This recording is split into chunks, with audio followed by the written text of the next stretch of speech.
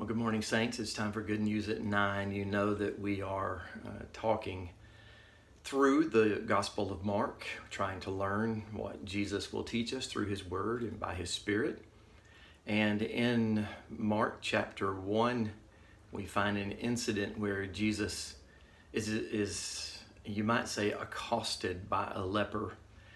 The leper says to Jesus, interrupts Jesus and says, "If you're willing, you can make me clean." Now, this was an extraordinary encounter because lepers were not supposed to approach people. They were supposed to yell out that they were unclean so that people could get out of the way. Jesus was not offended by this man. Jesus did not run the man off. Jesus did not turn and run from the man. What Jesus said was, "I'm willing, be clean." And then Jesus did the unthinkable. He touched the leprous man. That was something that you just didn't do, but Jesus did. And when he touched the man with the leprosy was instantly healed. The man was made whole.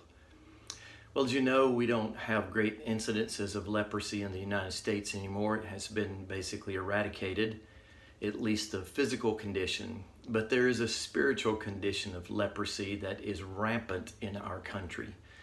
We know what that's like. We know the results of that because our soul too, unless touched by Jesus, is leprous, meaning that we are unclean, we are unholy. We think unholy, unwholesome thoughts. We do unholy, unwholesome things because we have a kind of leprosy of the soul that wastes away our soul, just as physical leprosy wasted away the limbs of a person, would eat off their extremities, would eat even away at their nose and lips and ears.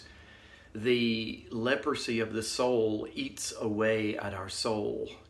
So we come to Jesus and we say, "Jesus, I have this condition and it's incurable. I can't do anything about it. Neither can anyone else. I know it makes me unclean. I know it makes me unacceptable to you. But will you heal my soul? Will you reach out and touch me? If you're willing, you can do this." And Jesus gladly says, "I am willing." And then he reaches out and he touches our leprous soul.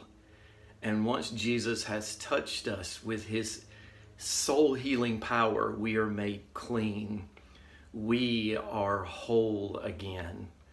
So we thank God for that. I pray that somewhere along the line that you have approached Jesus. Please do not think that what you have done has separated you from Jesus so far that he can't reach out and touch you.